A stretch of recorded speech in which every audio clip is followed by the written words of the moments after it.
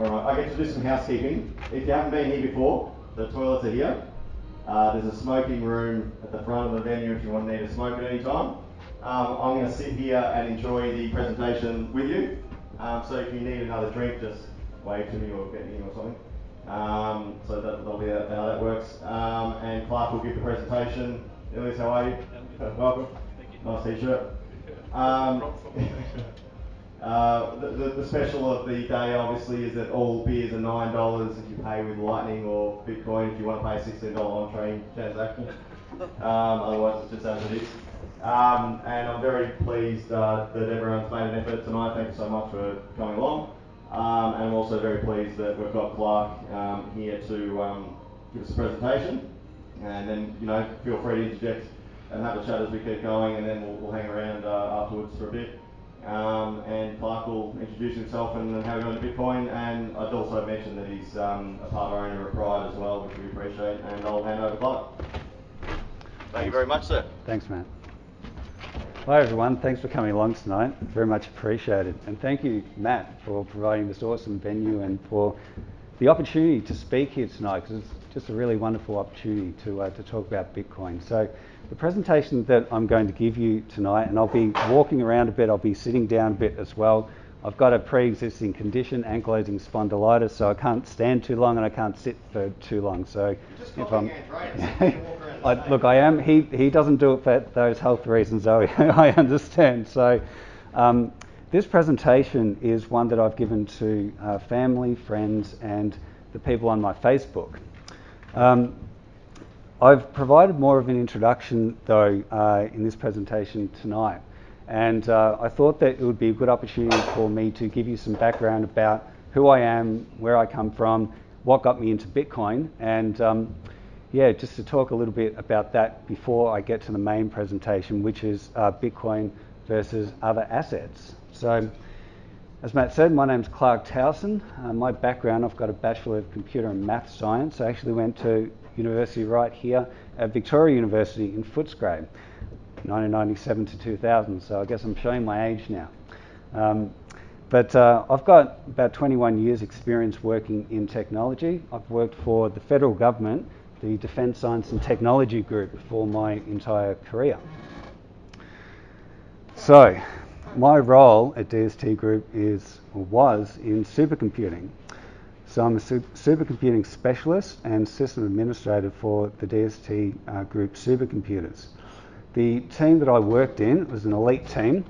We were building the new world-class defence high-performance computing centre in South Australia, in Edinburgh. That will house a top 50 supercomputer and one of Australia's fastest.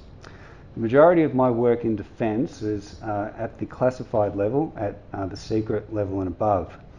In February, early February, February 4th, I accepted a voluntary redundancy package, so I'm no longer a federal public servant.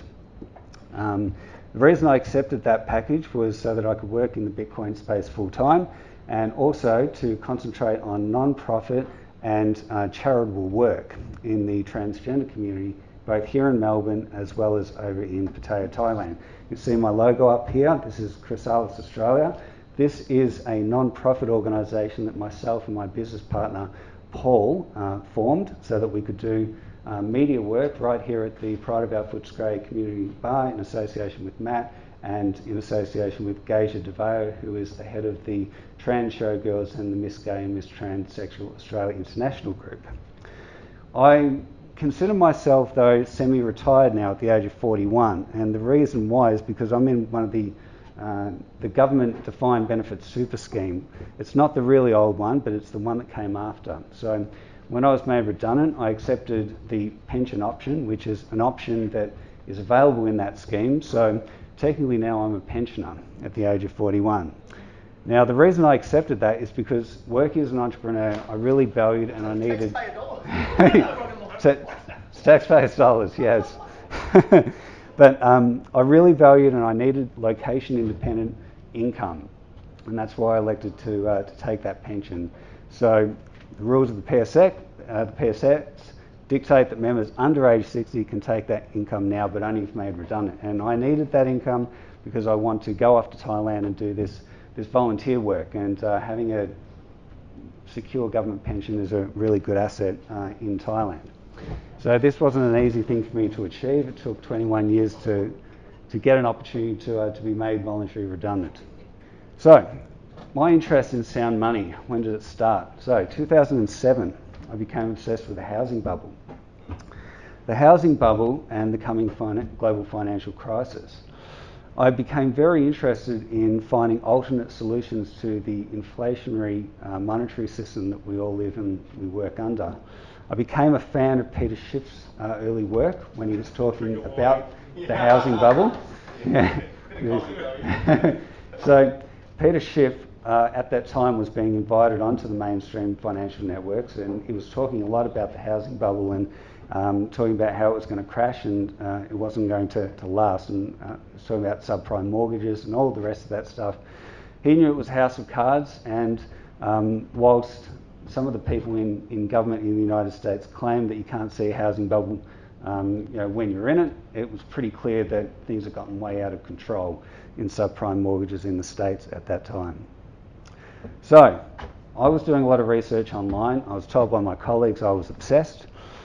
At that time, I missed my first opportunity to get into Bitcoin. So the year was 2010. Up until 2009, I was obsessed with finding alternate solutions to the fiat monetary system. Life got in the way, relationship problems, moving house, it's all the usual sort of stuff that went on. So I missed my first opportunity. As I said, I've worked in high performance computing for defence. It's mainly been technical roles that I've been involved in. I've done some public speaking and private speaking at work in front of the scientists, but most of the time I've worked as a Linux system administrator and engineer. So my second opportunity to get into Bitcoin, and this was really the one that I missed and I should have got. So here's the story. Defence to get new supercomputer. This article was published 7 years ago in the Sydney Morning Herald. So imagine, here I am, I'm in Fisherman's Bend. They flew over the Cray engineers to do the integration work to put this system together. Picture me, I'm in a server room, surrounded by engineers. We're all having a bit of a laugh, bit of a joke. One of them says to me, "Hey Clarke, what are you going to do with this new supercomputer? You're going to mine some Bitcoin on it?" At that time, I wasn't into Bitcoin, didn't know much about it, so I shrugged him off. Hadn't looked into it, didn't know really what he was talking about. And today, that's one of my greatest regrets. If I had just stopped what I was doing then and read the Bitcoin white paper, things would have been a bit different. It's the new defence HPC centre, $57 million that they've spent on it, 1,000 square metres in South Australia. Pretty cool stuff. Now, the chrysalis stuff. 2013, I started travelling to Thailand in 2012. I decided a year after my travels that I'd put up a YouTube channel. I had, in my travels, come into contact with a number of transgender people who made a big impact upon my heart. I thought there'd be a lot of other guys who are making these sorts of trips, and it would be of interest to them if I started talking about transgender issues on YouTube. That's how I met my business partner, Paul. We became friends first, and then we decided to see what we could achieve in business together. Around about a couple of years later, I formed my first startup, and that's INTJ Billing. That's where I'm doing all this Bitcoin-related stuff through at the moment. I wasn't sure exactly what I was going to do with that company when I first formed it, but I'd actually just left my first startup, which is called WhatMed. I was doing all that stuff part-time as well as working in my federal government job. INTJ is Myers-Briggs. INTJ is the Myers-Briggs personality type. I'm INTJ, which is the prototypical scientist. I thought that I'd use that, and the reason, partly as a result of that, I wanted people to know that it's the scientists that they're engaging with when they're engaging with me in business, and partly because I was taken by, there was a movie called Middlemen, and they named this company 24/7 Billing, and nobody knew what it meant. And wouldn't that be a cool name to use for a company when people didn't want to, they didn't want people to know what the company was fully about. It was like a porn-oriented company. Okay, so what brought me into Bitcoin? So the year's 2017, Paul and I were discussing an idea. We thought, hey, wouldn't it be cool if we could bring the Thailand nightlife, that style nightlife, to Melbourne? Wouldn't it be a really cool thing if we started a transgender night? So we looked around for a nightclub to host the event. We thought, yeah, we want to try this. We started work with Chris Leonards, the owner of Platform One in Banana Alley. So in May of 2017, we started to advertise our night, which we called Trans Tuesday at Platform One. Bitcoin moment. I'm sitting in my condo in Pattaya, Thailand, and I'm trying to place an ad on Backpage. Now, some of you might know what happened to Backpage. Backpage was shut down by the FBI. So I saw that they only accepted Bitcoin. So I got irritated, and I'm thinking to myself, what is this magical nerd money, gambler's money? Is this some centralized system? What is this? And I started looking into how to buy Bitcoin because I needed to place this ad. I thought, if I can't place this ad, how are people going to know that we're running a transgender night? All the people who were transgender were advertising on Backpage, and their clients were there as well. That's where I needed to place the ad. So I looked closer at Bitcoin that day. I thought, hang on, this isn't what I first thought. This is different to what I first thought. So I got halfway down the page as I'm reading the Bitcoin white paper, and I had the same moment that Andreas Antonopoulos had. I froze because my background in computer and math science, lifetime of working at DST Group, amongst some very, very bright people, I got it like that. So I was stunned by what I read. I understood right away this is a practical solution to the Byzantine generals problem in computer science, my field. Why the hell didn't I realise this back when it first started? What had I been doing all those years, right? Life got in the way. So right away I understood the investment potential of Bitcoin, and I started accumulating it at $2,800 per coin. I managed to convince my business partner Paul that he should do the same thing, and he did. And both him and myself are very pleased about this. Paul and I are now within the top 100,000 people worldwide in terms of our Bitcoin ownership. You don't need that many coins to be in that top 1% worldwide. There is a YouTube channel called Invest Answers. If you haven't seen it, I suggest that you check it out. There is some fantastic research on there by a guy who's done these numbers and worked out approximately how many Bitcoin that you need to be right up there. Can I ask a question? Sure, go for it. How do you get around the issue of trying to work out what's a wallet and what's an address? Because it's like every number I've seen is hugely skeptical because it's impossible to work out the difference. That's the problem. Yeah, it's not easy. So you have to rely on rough estimates, rules of thumb, looking at other people's stuff and what research they've done, and try to come up with a rough sort of number.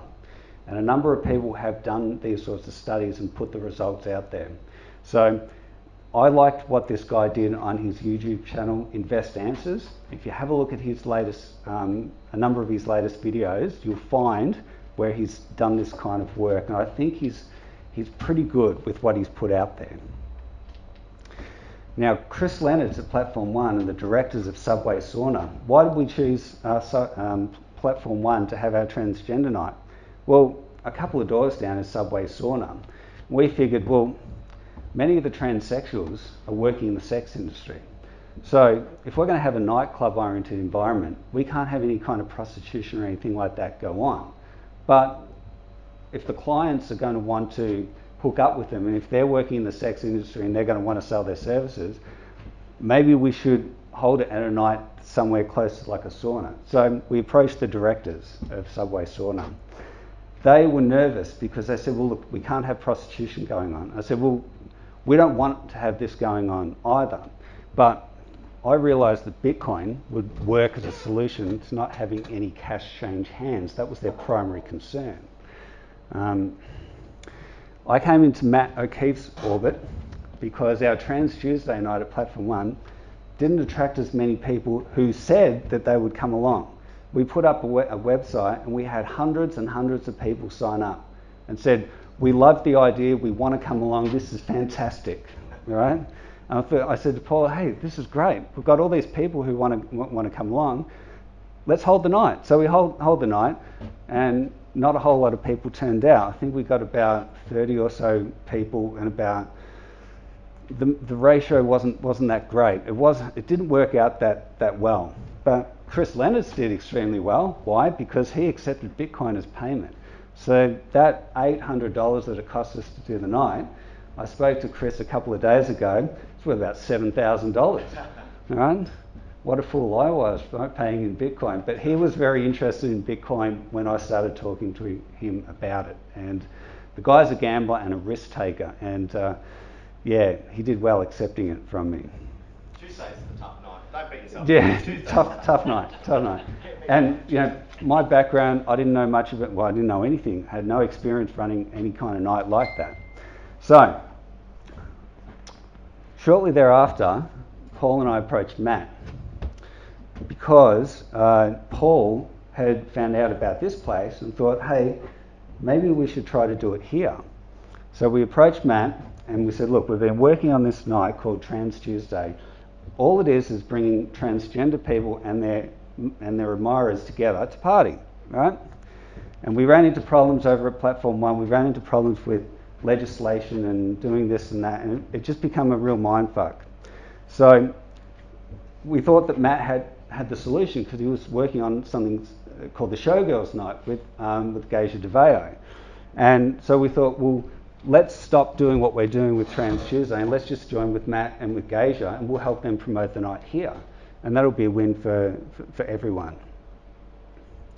I met Geisha and decided that we would work together. I'd do some media creation. That's when Paul and I founded Chrysalis Australia, which is the non-profit organisation where we do all the film work. I do the Trans Showgirls media creation here once a month. So we've got a YouTube channel. You can check out our videos.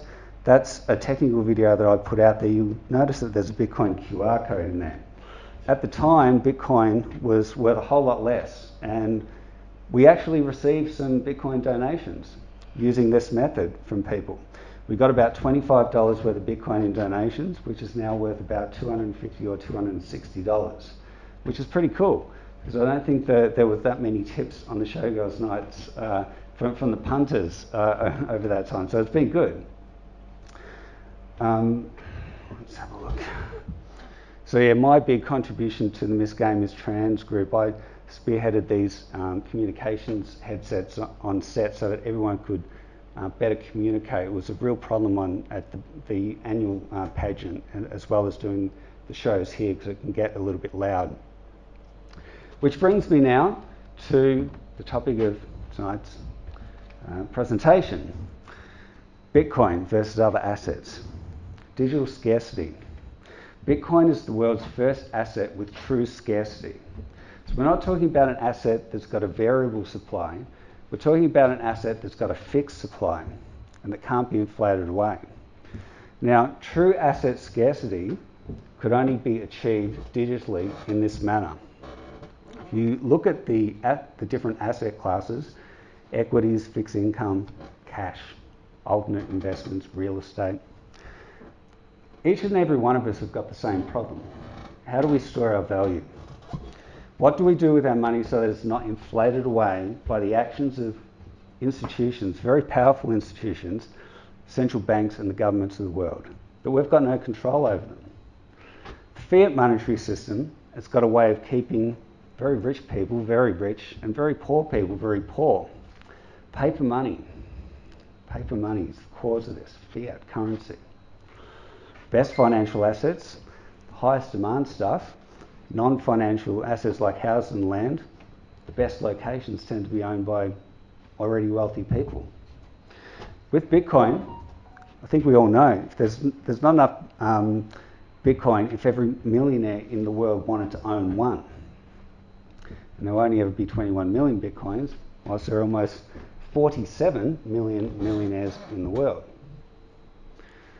Bitcoin, store of value, inflation. Right? This is the dollar and how it's purchased less and less supermarket stuff over the years versus Bitcoin, which has bought more and more. So one of my friends bought a house in Seddon, which is the next suburb, for $130,000 in like 1994, and now that is worth it's nearly worth $1 million. And Yeah. It's 25 years, and Seddon is just now a rich white suburb. It's next to Footscray, but it's very different. And it's like, what you could buy for $130,000 back then. It's amazing, isn't it? Isn't it amazing? My father, I had an older father who was born in 1929. When he came to this country, he bought land. What did he buy? He bought inner city slum land, Port Melbourne. Why are you buying that, Ted Towson? Port Melbourne's a shithole. Why do you want to live there? It's full of wharfies and, criminals. Then he bought a farm in Port Fairy, 30 acres, oceanfront. Farmer says, what are you going to do with this land, Ted? You can't grow anything on it because of the salt air.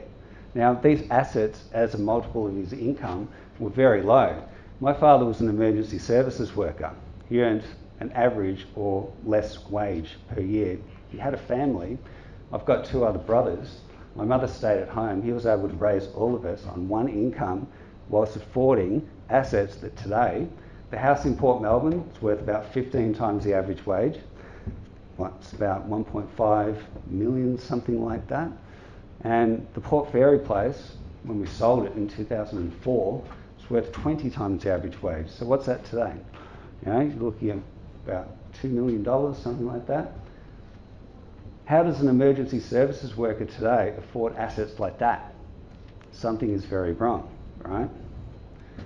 That's what's wrong. Fair monetary system. What do we do?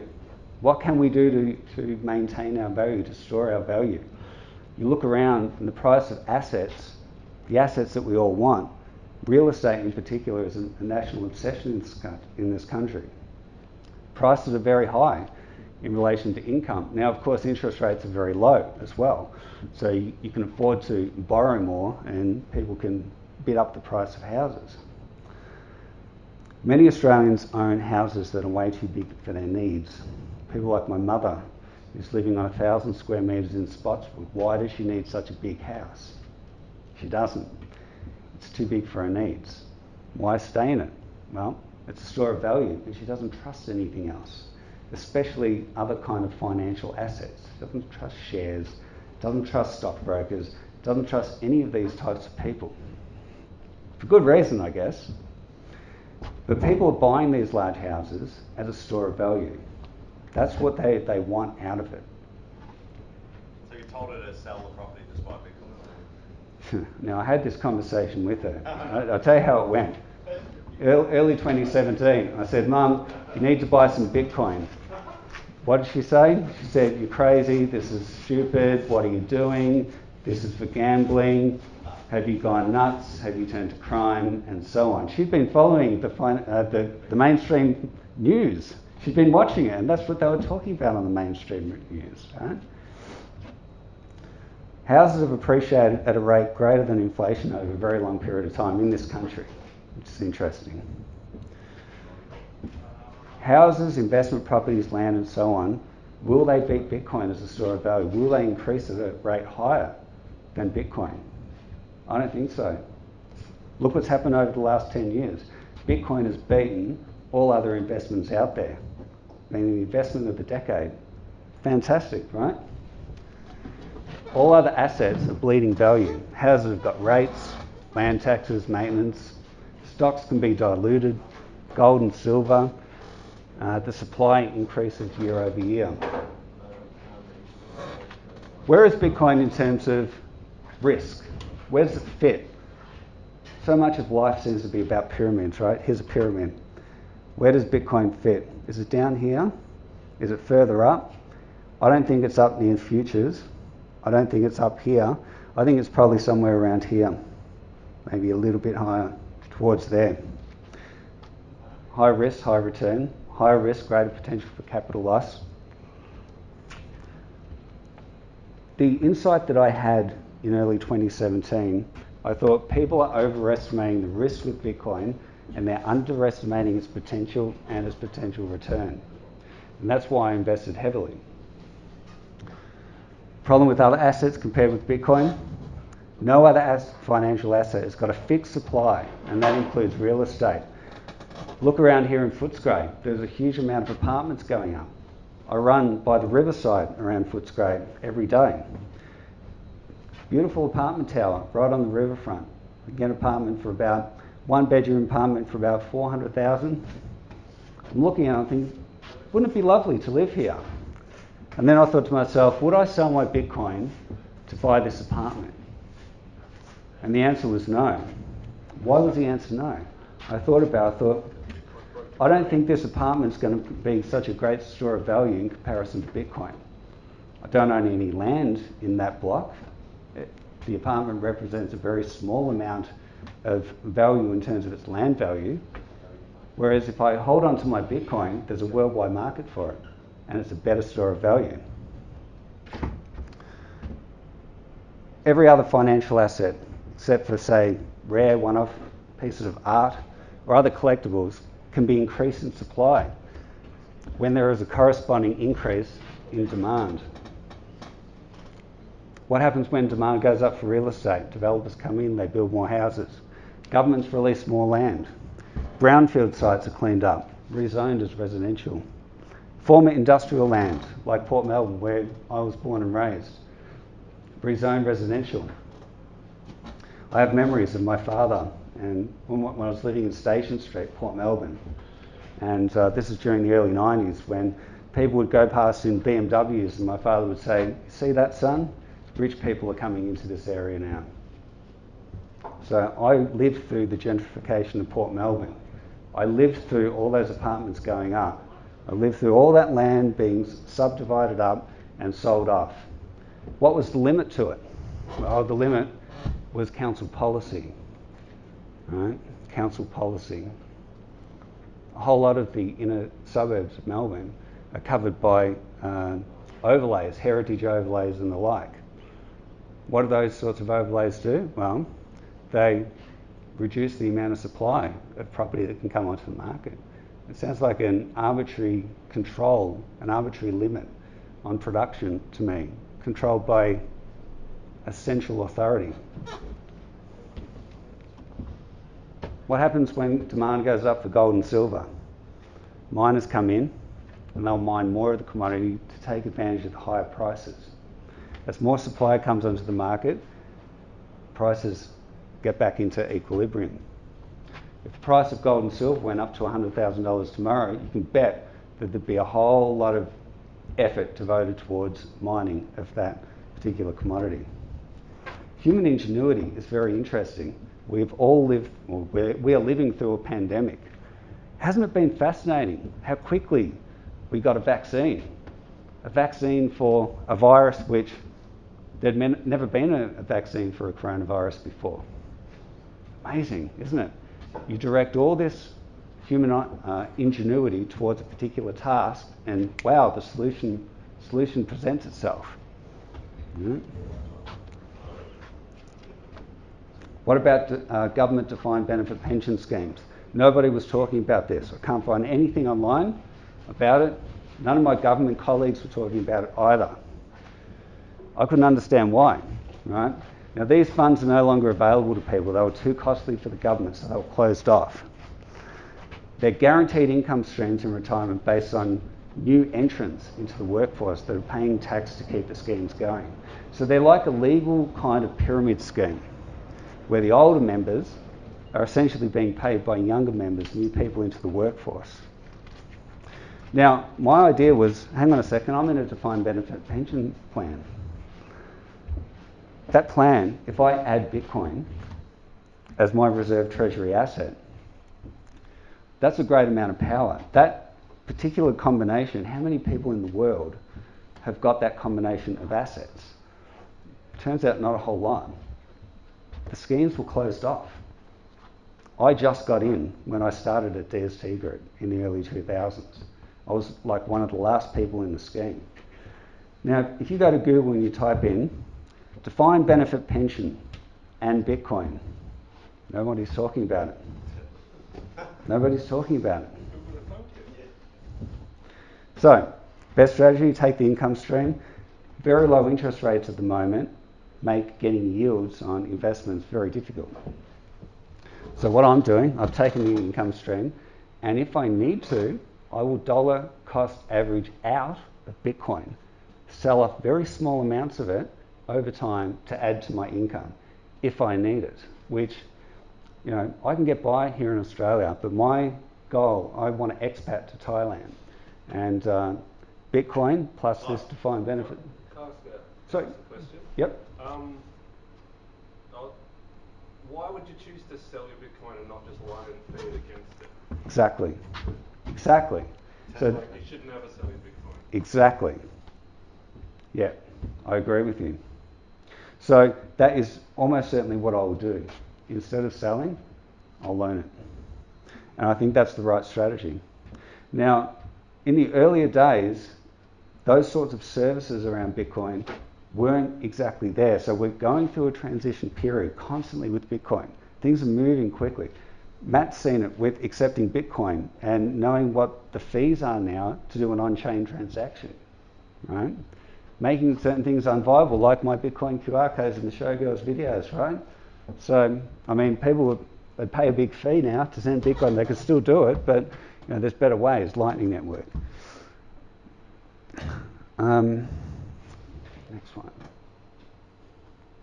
Yeah, so the idea is I could either sell off a small percentage or, you know, take out a loan against it, which I think is the best strategy long term. Borrowing against it is probably going to be the future. Michael Saylor of MicroStrategy has suggested this, and if you haven't heard, I'm sure have you all heard of Michael Saylor from MicroStrategy? You know what he's been talking about on YouTube? Yes, fantastic. So he's got the best set, right? Best backdrop. That voting books. Yeah. It's just like he's just saying, "I'm rich," you know. He does flex. It's art. Yeah. I think he's a genius. He really is. He's extremely intelligent, and but it's interesting because everyone here. So when did we all get into Bitcoin? Was it 2017? Was it before 2017? Do you want to go around the room? I'd like to know that. Do you want to go around the room? Yeah, please. Let me know. We'll go around the room. The day before the peak of 2018. Okay. Can I Yep. just do an interlude? Yeah. The biggest diamond hands in the room. Yeah. Like, seriously, if you buy the 2017, 2018 top, Yeah. don't sell a Satoshi and get through it, Yeah. you ain't selling one in your life. I'm telling you. Did you see him balk when I said, are you going to spend some sats on beer?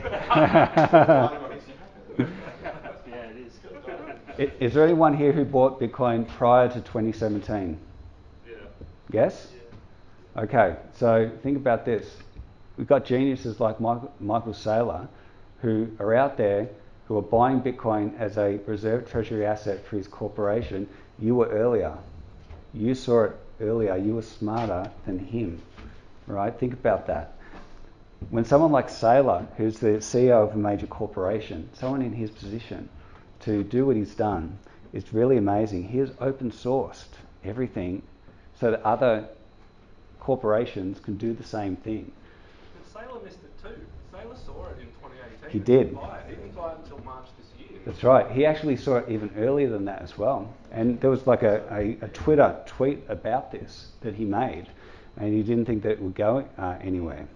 Yeah, it's still there. It's fantastic, that tweet. Yeah. Yeah. It's amazing. Yeah. Well, thank God for it's such a pity about COVID. Like the bar had to close for 8 months, and I'm like, no, it gave Michael Saylor time to read about Bitcoin. So it's a positive. Now, stocks. What about stocks?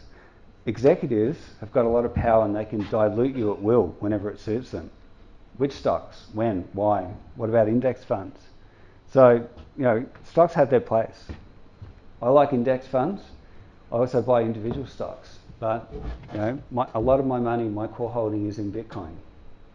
What stocks do I like? Now remember, I'm not a financial advisor. These are just stocks I like. These are all, you know, pretty much large cap stocks. They're not going to give the same returns as Bitcoin. That's the list. Now, Is Tesla a recent addition since a particular purchase? So, someone like Elon Musk is a very smart guy. You know? Tesla, though, if you look at the price of Tesla stock, it is very high relative to its earnings. But the short sellers have been wrong over time, haven't they? A lot of them have been wrecked. Now, what I'd like to suggest to everyone is to check out ARK Invest. ARK Invest, Catherine Woods, that woman is just unbelievably intelligent. The group that she's built around her is just fantastic. And ARK Invest put out research reports. One of the research reports that they put out recently, there is one in regards to Bitcoin and what they think Bitcoin's value is going to be by 2025. I've got a graph coming up that shows that. But I highly recommend that all of you go to arkinvest.com, sign up for their newsletter, and you want to have a look at their research reports if you haven't seen them already. I sent one of their recent research reports to the executives that I worked with at DST Group, working on the big supercomputer in Adelaide. They were blown away by the quality of the research that Catherine does. You recommend, you like PayPal, which is kind of something that Bitcoin may end up destroying. So here's the thing, right? There's a difference in when I look at a company from a financial point of view versus from a point of view where I think, I don't like what those fucks are doing. Yeah. I don't like what PayPal did, for example. Yeah. Some of my friends in Thailand suffered greatly as a result of PayPal's actions during the pandemic. You know what they did? They stopped people from creating new accounts in Thailand. You couldn't create a new PayPal account in Thailand during the pandemic. Several people I know in the bar environment, some transgender people I know, suffered immensely because of PayPal, and there was nothing that I could do to help them. Can I make a comment on the... Sorry, don't cut you off. Yeah, go for it. Can I make a comment on the Tesla valuation? Sorry. Yeah, go for it. Definitely undervalued. Not really. I'm going the other way. All right, so I just looked it up. Price to sales 22.58, and now I'm going to read you a quote. All right, slightly long. Yeah.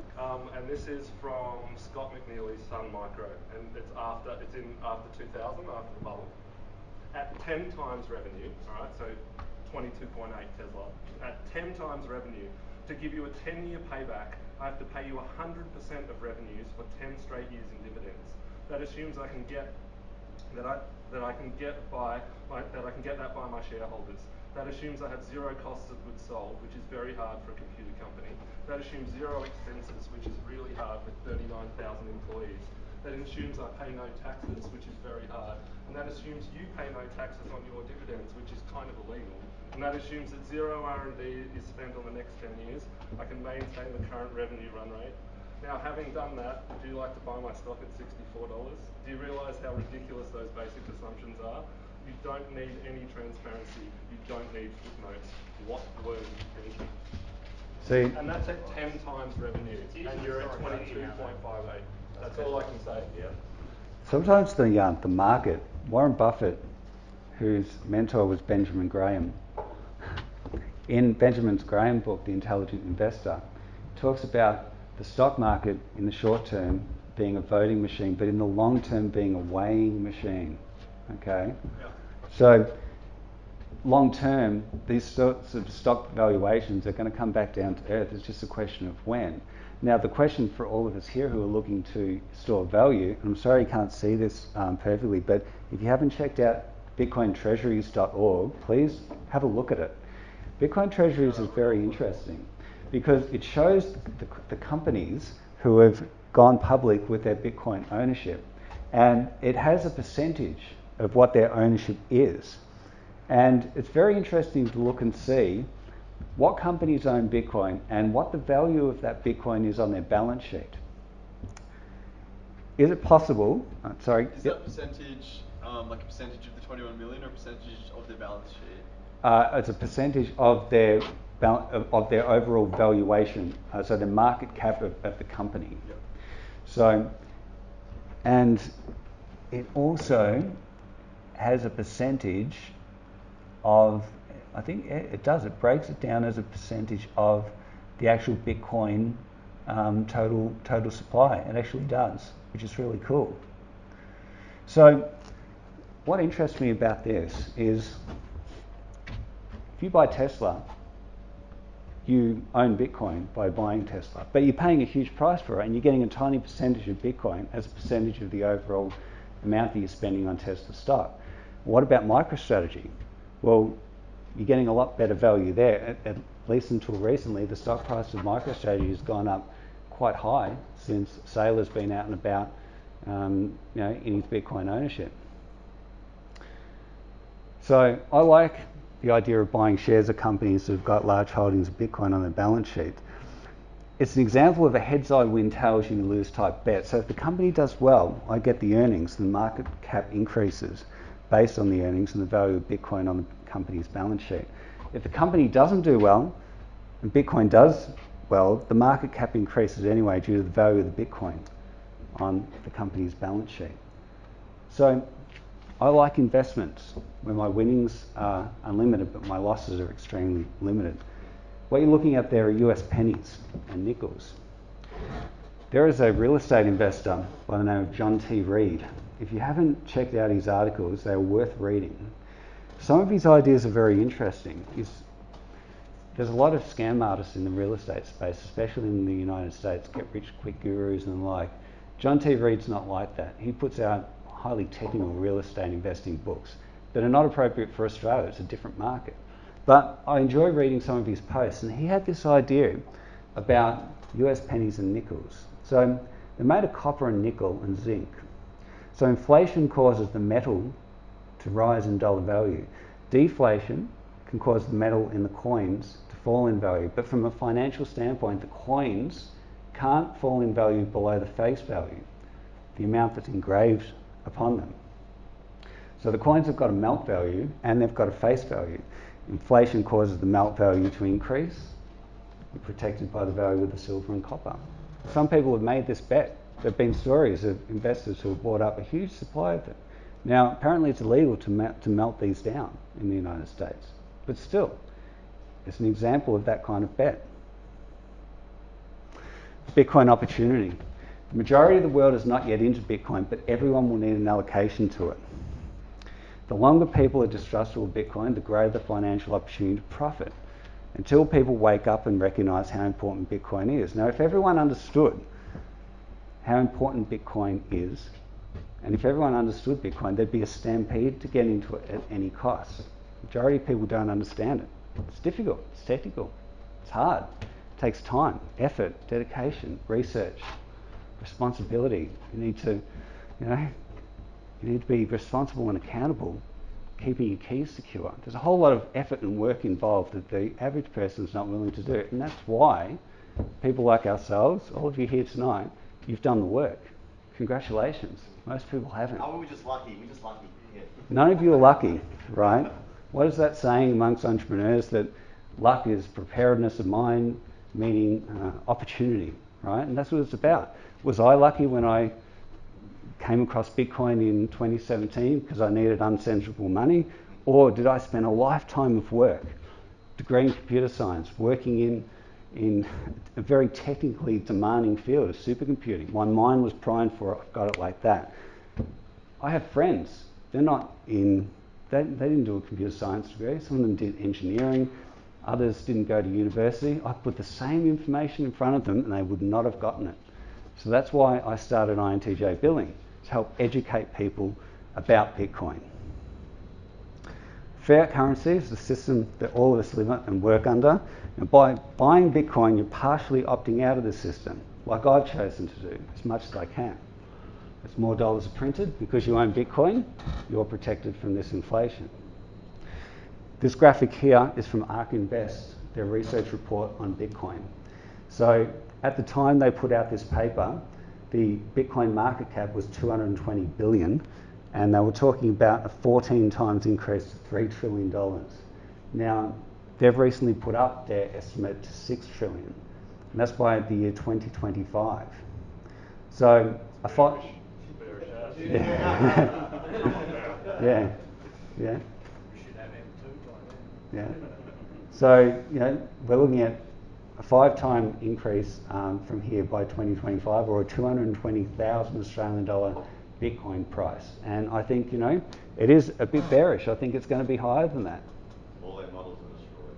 Yeah. Planning to have a chapter plan B. Yeah, exactly. His number's 100 trillion, isn't it? Yeah, I mentioned him 6. in an upcoming slide. Dr. Michael Burry, the Big Short.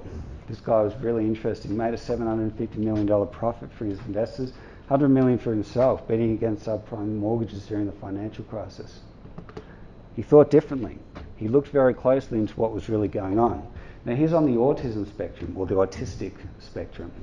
It was easy for him to have spotted what was going on. Many others did, right? Particularly introverted spectrum type guys. It's likely that I'm on the spectrum somewhere. Never been great with people. I've always been in technical roles. Right? There's a reason for this, right? I spot things before other people. I spotted Linux early. I got into it early. I was on the internet in 1993. People thought, Clarke, you're just a kid. Why that? I wrote an essay on it. I got good marks for the essay as well. I convinced my father to buy me an expensive computer back then, 2800 baud modem, and he did. He did with his redundancy payout. That computer helped to change my life, right?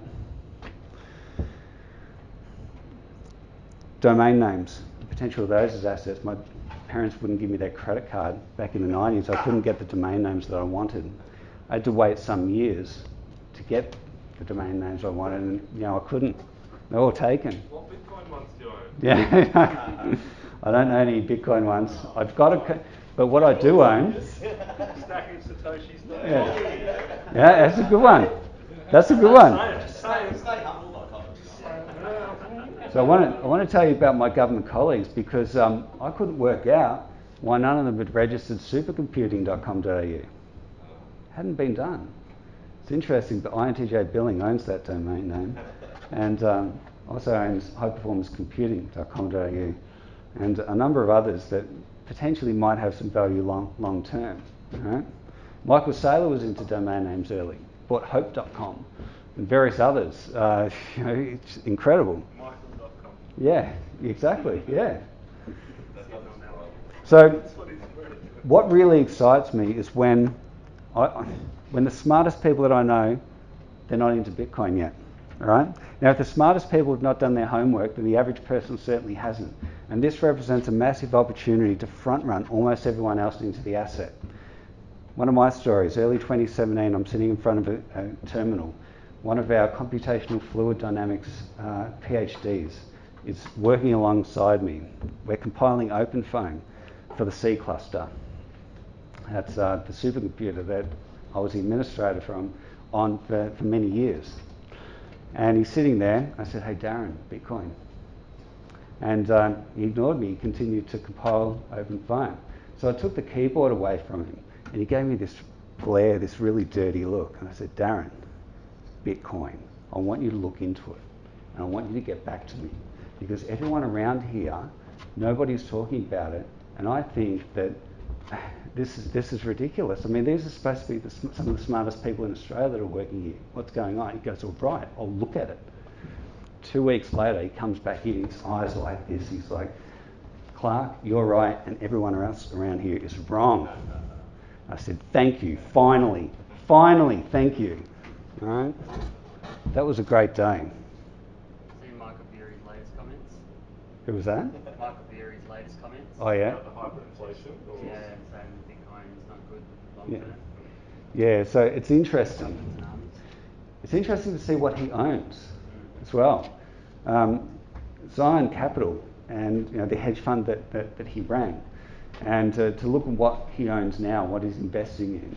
It's always very interesting to see the ownership, what people... I see dollars as a vote, and he's putting his dollars into certain companies, and it's just fascinating to me what these people are. I've looked at Buffett and Burry and ARK Invest and what they're owning, and a whole lot of other people out there as well, to try to come up with I need a strategy for what I'm going to do with my redundancy payout, right? I can't just leave it as cash. Wasn't his next bet after the shorts like water? He was buying water. Yeah. Water assets. He thought it was the next short. Get $80 million. Yeah. Like hugely in price. Don't think that one worked out. Yeah, exactly. Here's a few decades early. Yeah, so you've got to be very careful with all this sort of stuff. I mean, you have to run your ideas by others, and sometimes you might just be tripping. There's been a lot of things that I've been tripping about in the past where my colleagues are like, Clarke's tripping again, right? And there's been a lot of things that I haven't been right about, okay? But when I saw Bitcoin, I knew right away. There was no, I don't think this is going to work. There was no doubt in my mind that this had serious potential. I saw the store of value possibilities. I saw what Michael Saylor saw, 4 years before him. But what happened was at work, I gained a bad reputation. Everyone thought that I was into drugs, into crime. They thought Clarke can't be trusted anymore. He's got this top secret clearance. I don't know if we can let him continue with that. So yeah, I took a reputational risk, and I had to explain to each of the people that I worked with, you need to seriously look into this on its merits. Put aside what the media is saying, put aside what you've read in mainstream media, and read the white paper and come to your own conclusion about this, okay? So I did a lot of that kind of explaining to people. I was printing out the Bitcoin white paper and putting it on people's desks. And very few people read it. Yeah, now I'm doing this. Remember, I worked in an elite team. Running supercomputers is a very, very difficult thing to do, especially at scale, right? These are some extremely intelligent people. People who were levels up from me, right? Who had PhDs and the like. They were over here and I was over there, so to speak. I just had a bachelor's degree in computer science, but I was 4 years ahead of them. And they admitted to me on my card on the last day. They said they sincerely hope that my Bitcoin, the Bitcoin value stays high for my sake. Now I'm not sure if this is going to work. This is actually a video from the front page of my my website. If it doesn't, yeah, it's working. There's no sound though. So this is the investments of the decade in terms of return on investment. So these are stocks, and you're going to see Bitcoin come up here and race to the front. Race to the front. You see Ethereum as well, but you can see the performance of some of the best performing stocks, right? And how far ahead Bitcoin is in terms of performance. It's just incredible. Fastest appreciating asset in history, right? It's a bubble. Yeah. See, you have to recognise if something's a bubble or not. People can say Bitcoin's a bubble. Like, to me, the higher the price goes, the more security there is on the network. The higher the hash rate. The higher the hash rate, the more security there is. The less risky the asset is. I foresaw the day when corporations would come in and start buying this up. To me, it was obvious. I'm like, oh my God, look what I'm looking at here. I started building out a Bitcoin mine on my mother's property. She's got this big property, heaps of solar, huge backyard, and for a while there, we could have made a lot of money. But there were problems with council, there were problems with her, there were problems with other people. The council wanted to classify me as a renewable energy facility, and then they said they didn't know how to deal with me. And I saw in their latest planning policy they've used certain words. No industry in a residential area. I thought, maybe that's because of some of the dealings I had with them. It got ridiculous, so I shut the thing down. Bitcoin mining schedule. So what started off as 50 BTC as the block reward to the miners became 25 BTC, 12.5, 6.25, and so it goes every 4 years as the block reward halving comes into place and the supply dries up. Now, 3 large companies have been buying up all the supply from the Bitcoin miners. So, Galaxy, Square, PayPal. Michael Saylor tweeted something really interesting that I hadn't thought of. I hadn't fully intellectualized it the way that he did. What he said was, what happens when the Bitcoin miners stop selling? What happens when they see the opportunity to own Bitcoin, and instead of selling the Bitcoin so that they can pay their electricity, what happens when they start issuing equity and debt and raising the money that way and not selling any of that mine supply. What's going to happen to the price of Bitcoin? What's going to happen to the stock to flow ratio over time? It's going to become the scarcest asset on earth, and the price will go to ridiculous highs, because how are you going to get any, right, if nobody's going to be selling it? Now, people are going to start to realise, they know it's an appreciating asset, they know that the valuation continues to go up. If everybody is refusing to sell, the price is going to go one way long term, right? Quantitative tightening. Fiat currencies have been quantitatively easing due to the coronavirus pandemic. Money is being printed into oblivion. More dollars it takes to buy scarce assets and everything else. Why Bitcoin? Fixed supply asset, no central authority and control of Bitcoin, completely decentralized, nobody can increase the supply of Bitcoin ever. But you do have a choice. I mean, you might choose to stay in the fiat currency system. It's being increased in supply constantly by people other than ourselves. We've got no control over it. Or we could buy Bitcoin, convert our money to a fixed supply asset with absolute scarcity, which can't be inflated away by a central authority. Absolute scarcity could only be achieved digitally. Think about it. What other asset on earth is absolutely scarce that cannot be increased in supply as a response to increased demand? Is there any other asset? No. Absolute scarcity could only be achieved digitally. Digital scarcity, the first asset class that exists as a global monetary good to ever achieve true scarcity and fixed supply. And it's an incredible achievement. Why Bitcoin? The world's coming for Bitcoin. Everyone needs an allocation. The large institutions are buying up as much as they can get their hands on. They're putting it into deep storage for the long term. They're not selling it. People with the hardest money won over time. The Bitcoin Standard, if you haven't read that book, I highly recommend that book to all of you. It's fantastic. It talks about what happens when a tribe that uses a harder form of money comes into contact with a tribe that uses a less hard form of money, like seashells by the seashore, or beads, trinkets, and so on, versus tribes that use gold. And so it goes today. Think about this. I want to expat to Thailand and the Philippines. Now, what have the Thai and the Philippines governments done in their societies? Well, they've limited how much real estate foreigners can buy. I can't own land over in Thailand and the Philippines. I can only own 49% of a business. That's to my disadvantage. But guess what? I'm travelling over there with a harder form of money than they've got because I own Bitcoin, right? What kind of advantage would that have given me? All right, so there's a guy, he's the CEO of the Nightwish Group in Pattaya, Soy 6. He runs a whole lot of the girly bars. He's in a very difficult financial position because there's no tourists. He's got all these bars. Bars aren't making any money. Now, I messaged him and I said, look, you've got to start using Bitcoin as a reserve treasury asset, because when the coronavirus pandemic came and everything got shut down, including his bars, he didn't have anything to fall back on. What if instead of using cash, he had owned Bitcoin as a reserve treasury asset? He'd be fine now. The value of the Bitcoin would have gone up substantially over the years and he wouldn't be in a bad position. Right? Now things will come back and his bars will boom again once the borders reopen. So it will happen. But Michael Saylor has led the way when it comes to using Bitcoin as a reserve treasury asset. He really has. People with the hardest money won over time.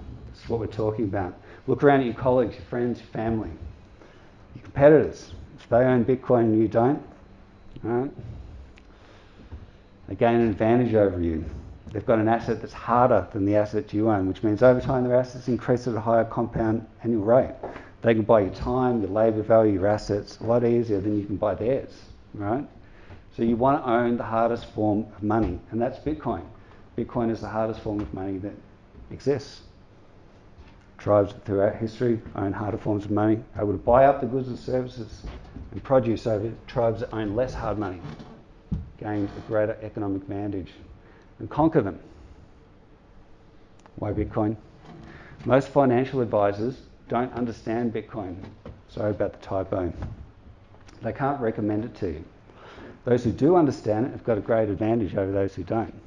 Now, I'm a technologist, and I was the first in my peer group to understand Bitcoin, understand its potential, appreciate its design, predict the game theory that would play out, and raise the alarm to the people I cared about, which, remember, this was given to my family first, but now it includes each of you, the people I care about if you're watching this presentation, right?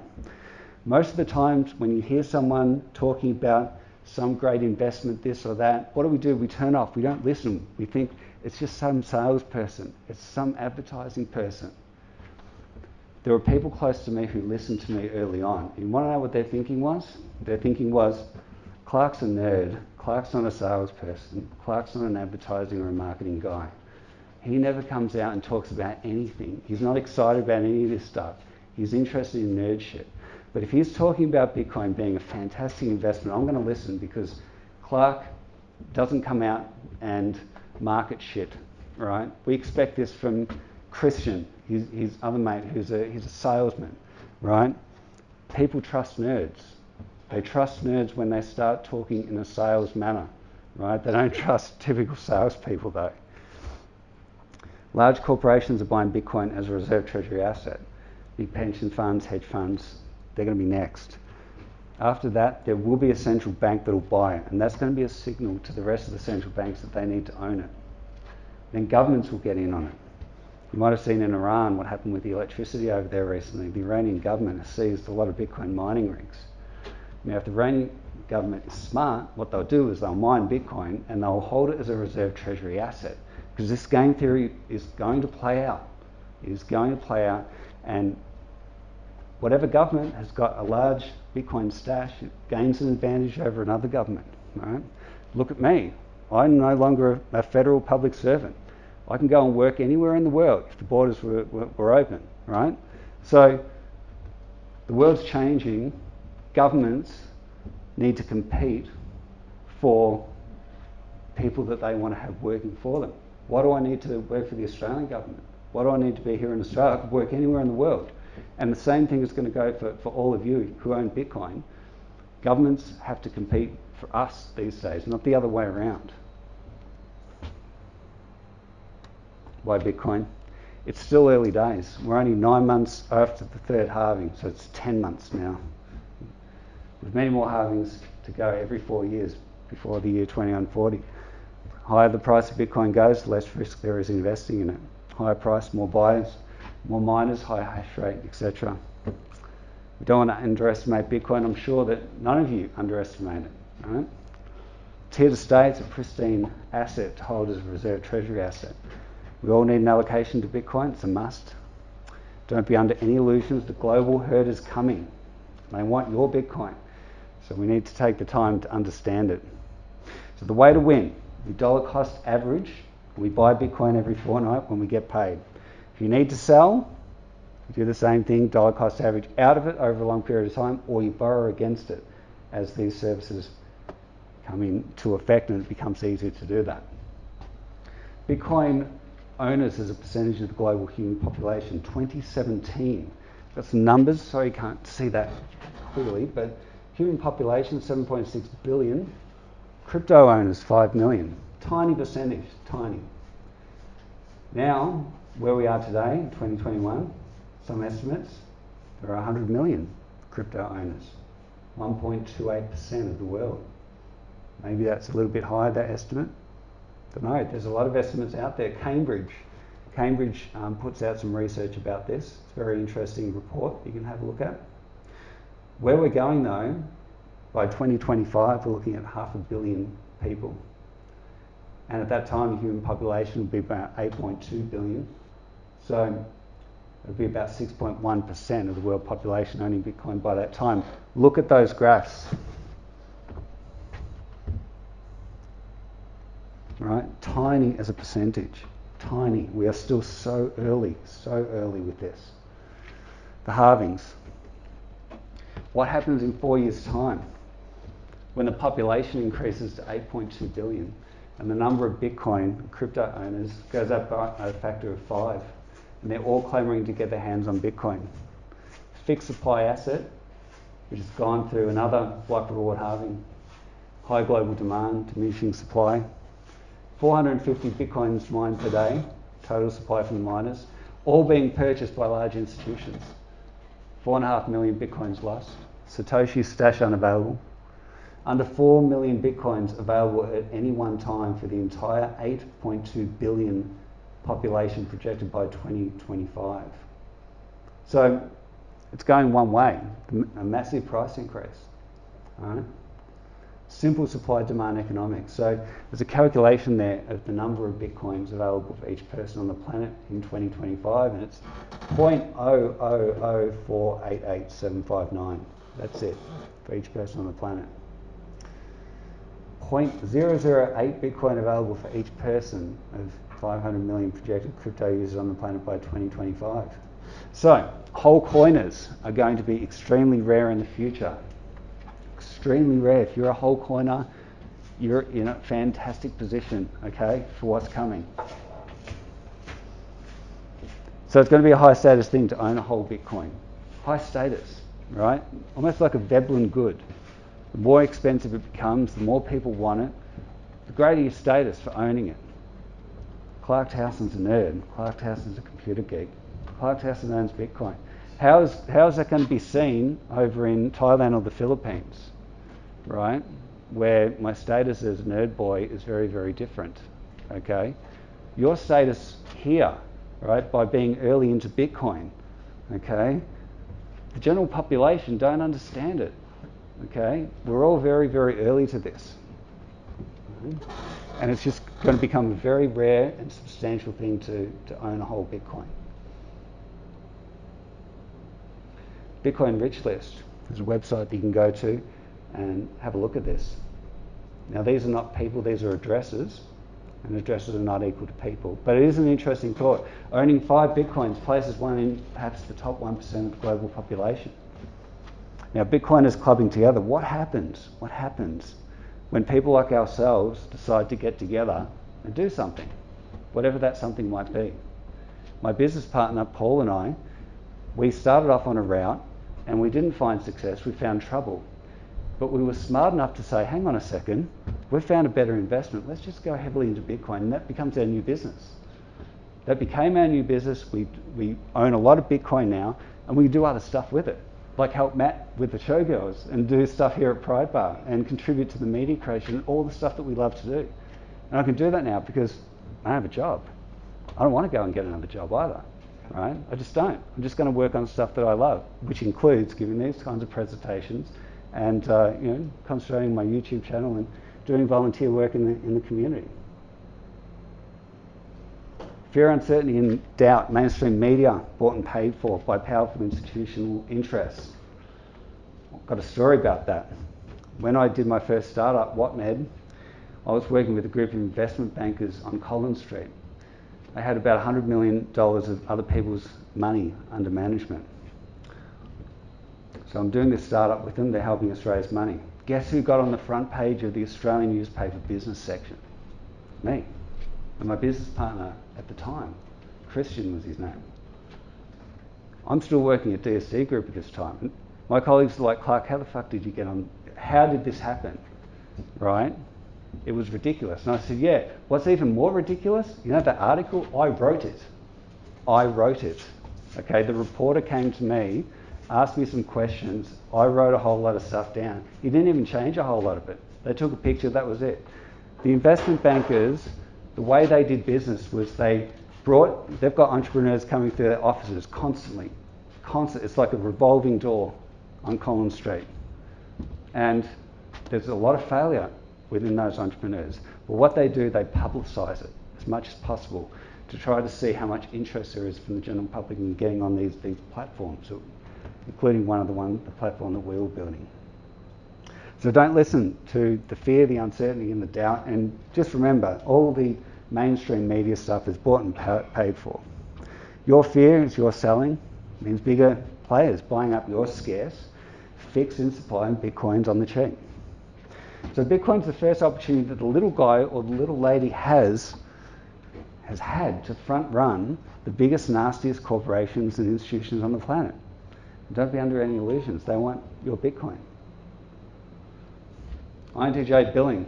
Sorry, you can't see this. This is a graphic from my website. I do cryptocurrency consulting. You can book my services. Mostly I deal with newbies, so I set them up wallets on their phone, their laptop, guide them through the buying process, buying from CoinSpot, setting up a CoinJar account, all that sort of stuff. Setting up a paper wallet, getting their seed phrase on a crypto steel capsule, etc. This is a spreadsheet that I put a lot of time and effort into. If you go to intjbilling.com, it's on the front page.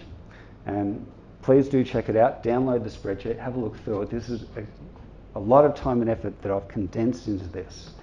The spreadsheet has got the best Bitcoin speakers in the world in it, and it's been curated, and I've put a rating next to them. So there's a whole lot of great speakers in that spreadsheet, and it's a world-class Bitcoin education. Now, all of you here tonight, you've done your homework, so you'll have a look through this. There might be some people that I've come across that you haven't come across, and vice versa. I'm interested in your feedback on this spreadsheet as well. If I've forgotten to include people in it, please do let me know, because I will update it. I'll have a look at new speakers and add them to it if they're good. Is Max Kaiser on it? That's a good question. I think I added him in there. I think if he's not, he should be in there. Stacey Herbert and Max Kaiser should be in there. Yeah, but if I've forgotten, please do let me know. I've got to go through it again. I haven't looked at it for a couple of weeks. I've been busy building out uncensorable computing infrastructure at home, enterprise level stuff, because I keep getting censored. Facebook and Google and YouTube took down my Bitcoin advertisements. So I thought, that's it. No more of this. I'm building my own infrastructure, and I'm just going to use the platforms for advertising. Thank you. Do you have any questions? Yes. Please. Just on the FUD one, as much as I like to do Bitcoin moon math and be as positive and like that all the time, I'm pretty much a believer and love Gandhi's quote of first they ignore you, then they laugh at you, then they fight you, then you win, sorry. So I'm fully bracing for the then they fight us phase. I think we're just about to trip over that hurdle, and I think the price rise and probably triggering 100k is probably about where that sits in my head. So Janet's already out there saying they've been pretty criminal vocal. and now we're inefficient. So I suppose I've got a two-faced question. One, do you believe that something like that is potentially on the horizon? And if yes, how does your brain see that potentially playing out? And I know that like don't get me wrong, like Bitcoin was built for that day. Like I see it as a positive thing because the shit coins go by the wayside and the like purely decentralized systems rise to the top. So we have to go through that phase, in my opinion. But my question is like, do you agree that that is on our horizon, and how do you see that playing out? I do agree it is on our horizon. I think you're probably right. We'll probably come around about the $100,000 mark. In terms of how to play it, I left a government job where I worked for 21 years because I wanted to work in the Bitcoin space full time. There are other people like me working in corporations and in, the people that I work with, not the average types of people that you meet off the street. I work with some brilliant, brilliant people. Now, I'm walking away from these people. I'm not a religious person, but there's a Bible quote, and he left them, and he went into the city of Bangkok, and he dwelled there. That's what I'm about to do, and that's where I'm going to be living and working from, also in the Philippines as well, and I will travel to other countries.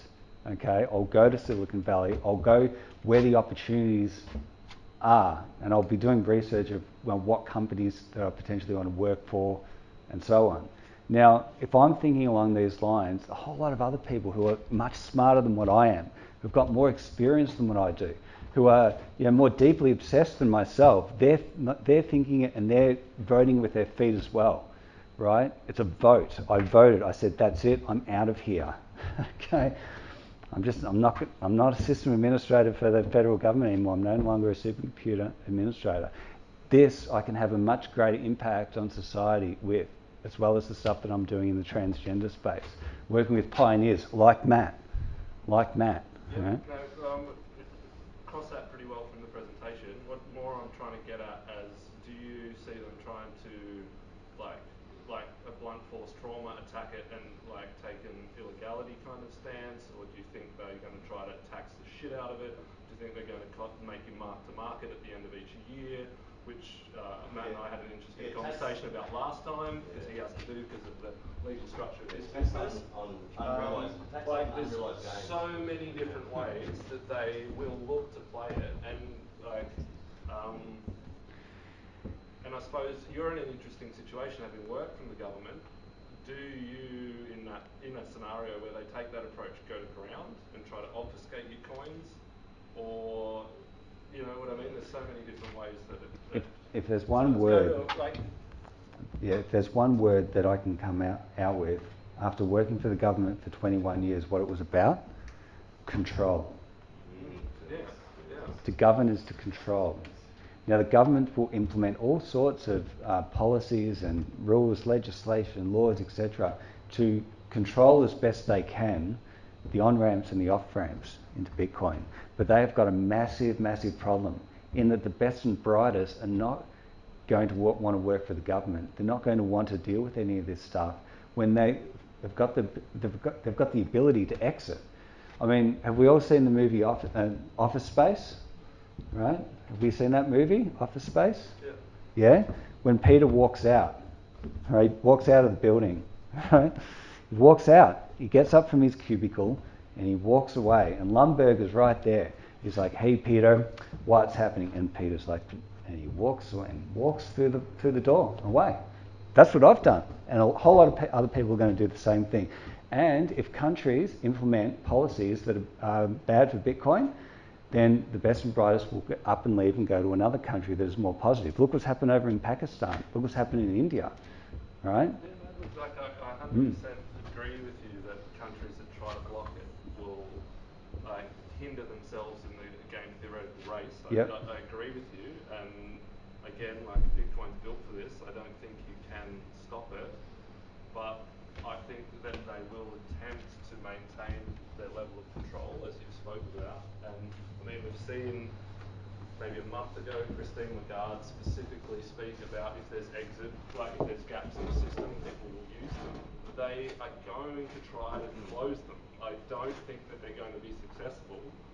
I'm just trying to create a conversation about how people think they might try to play it, because for me that's kind of an interesting thing. They'll come for it in a way, and I think they'll get pretty much sat on their ass and learn a hard lesson and end up having to embrace it. But I don't think that's going to be that's not going to be their initial response. I'll tell you what. Forced into that position. When I read the Bitcoin white paper, I had a moment that we've all seen the Back to the Future movies, right? You know, when Marty goes back to the future, he turns up and Doc's sitting there, and Marty says to him, Doc says, "How am I going to generate this kind of electricity, Tom? It's impossible. Can't be done, can it? 1.21 gigawatts." And then Marty's like, "I know how to do it." He hands him the flyer to the big lightning strike on the clock tower, right? He's like, he starts reading. He's like, "This is it. This is the answer." Now, when I read the white paper, I had that sort of moment, like, this is it. This is the answer. Finally, a solution that, and we've all had that moment. And I think that's the power of Bitcoin, that all the authorities they would have shut it down if they could have, just like what happened, that von Nostos, I think it was his name, the Liberty Dollar guy. He developed, the Liberty Dollar, and the government shut him down after a number of years. But with Bitcoin now, we're at over $1 trillion market cap USD. It's way beyond that. I think governments, and there's a lot of people in government that own Bitcoin and who are in high positions in government as well. They will seek to tax it, to control as best they can the on and off ramps. They will probably look to try to control people taking money off exchanges, as they've attempted to do that already, and putting their Bitcoin in cold storage and hot wallets and putting in places where the government doesn't have sort of oversight and control over. But I had that moment when I read the white paper. I thought, this is it. they're not going to be able to control it in the same way as any kind of centralized system. If they can't shut it down, they have to join with people, and we're moving into a different world based on this technology. Shut it down, but they can awfully kill the fair valuation. If they start locking it down, big businesses are going to they're going to cut and run.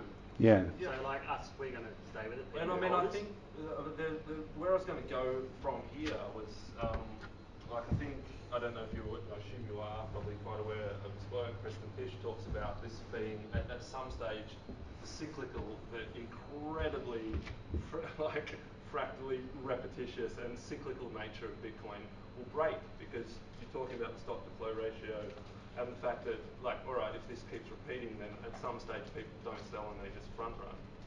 But overlay that with mad gains create weak hands. Like, I just think that most people aren't maxis. Most people are looking to make a profit and sell their Bitcoin.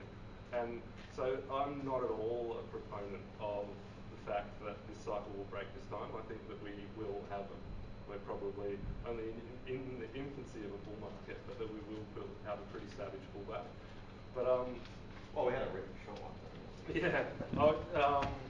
So I mean, like, do you think, like, what's your opinion on the cyclical nature of Bitcoin and whether the cycle breaks at some point and the strong hands outweigh the weak hands that have benefited from their multi-bag of gains? I think we're moving into a new era, and I know how dangerous that sounds. In investing, the most dangerous ways in investing is, this time it's different. The market's changed.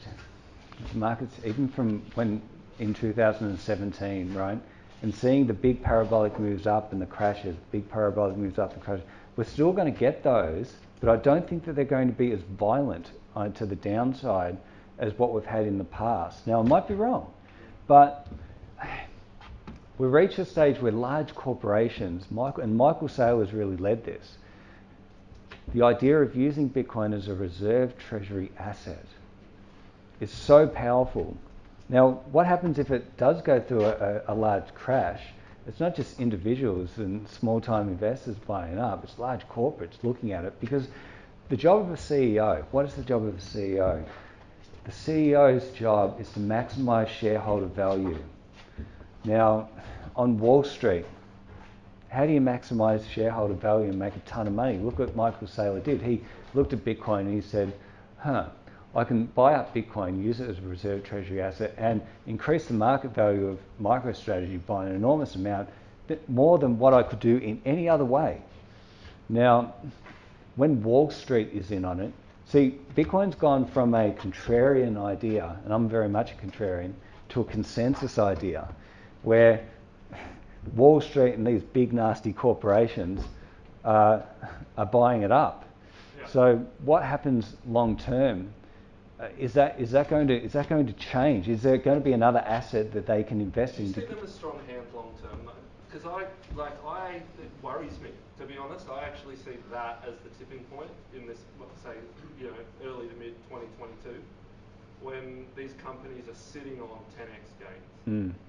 I don't know the corporate structure of all of them, but some of them are going to be forced to mark to market like you are. They're going to be sitting on mad tax bills that they can't realise. So yeah, possibly if they're a Saylor-esque, they'll look to loan that cash against their Bitcoin hoard and pay it down. But I'd be almost certain some won't.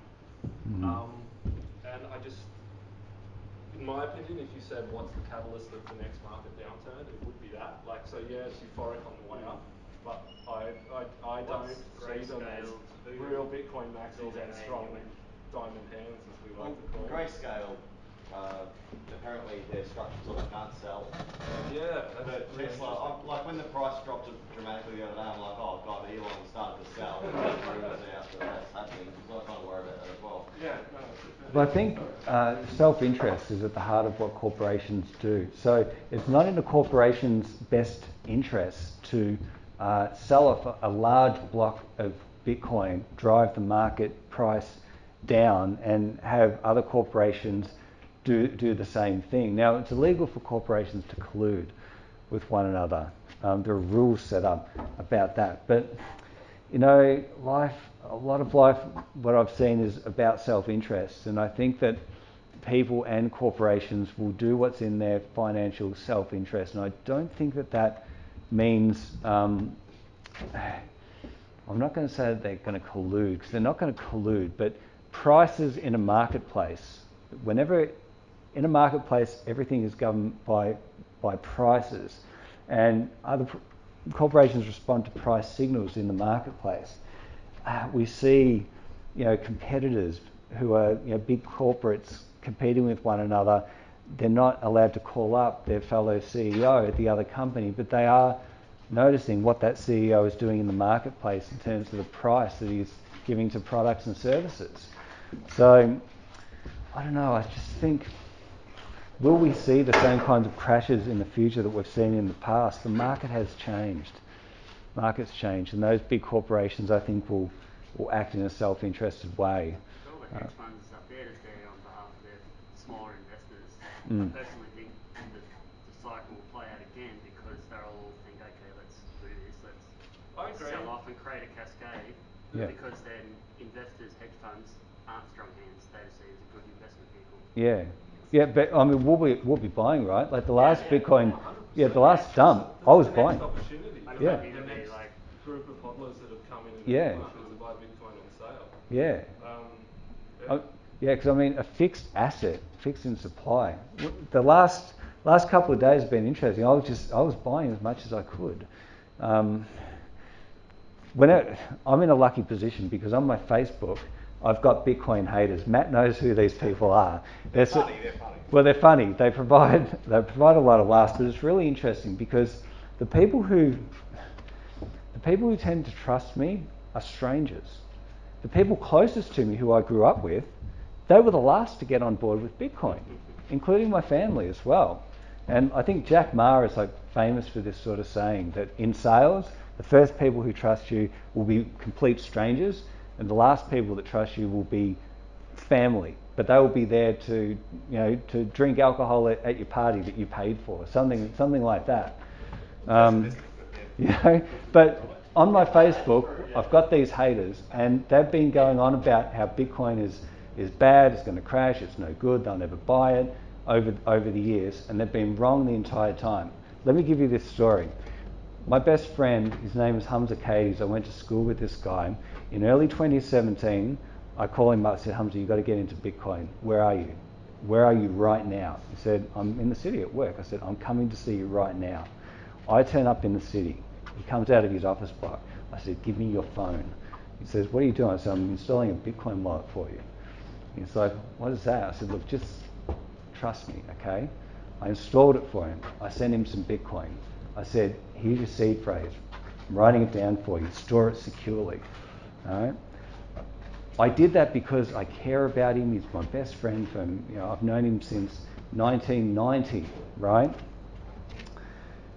He was not interested in Bitcoin. He fought against it. He became one of the biggest haters. To this day on my Facebook page, he's shitbagging Bitcoin. Whenever he talks about the price crash, I buy as much as I can. Now, out of all the haters, and there's been a number over the years, Matt's witnessed these people, every one of them have fallen. And I've done Bitcoin consultations for them, and I've got them on board, except Hamza. He's the only holdout. Every one of the rest of the haters no longer no longer holdouts, which has been really interesting. Really interesting to see. Really interesting. Well, thanks for doing the presentation. Yeah, thanks, Matt. Thank you. Thank you.